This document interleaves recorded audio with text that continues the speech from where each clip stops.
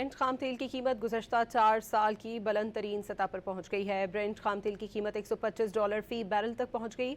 आज सुबह एशियाई मंडियों में कारोबार के आगाज़ पर ब्रेंट खाम तेल की कीमतों में इजाफा देखा गया। गुज़श्ता कई दिनों से तेल की कीमतों में इजाफा जारी है क्योंकि अमरीका ने ईरानी बंदरगाहों का मुहासरा किया हुआ है। दूसरी जानिब ईरान ने आबना हरमस में बहरी नकलो हरकत को अपने कंट्रोल में ले रखा है। जंग बंदी के बावजूद मंडियों में बेयकीनी और उतार चढ़ाव की सूरत हाल बढ़ी है। ब्रेंट खाम तेल की कीमत गुज़श्ता 4 साल की बुलंद तरीन सतह पर पहुंच गई है। ब्रेंट खाम तेल की कीमत $125 फी बैरल तक पहुंच गई। आज सुबह एशियाई मंडियों में कारोबार के आगाज़ पर ब्रेंट खाम तेल की कीमतों में इजाफा देखा गया। गुज़श्ता कई दिनों से तेल की कीमतों में इजाफा जारी है क्योंकि अमरीका ने ईरानी बंदरगाहों का मुहासरा किया हुआ है। दूसरी जानिब ईरान ने आबना हरमस में बहरी नकलो हरकत को अपने कंट्रोल में ले रखा है।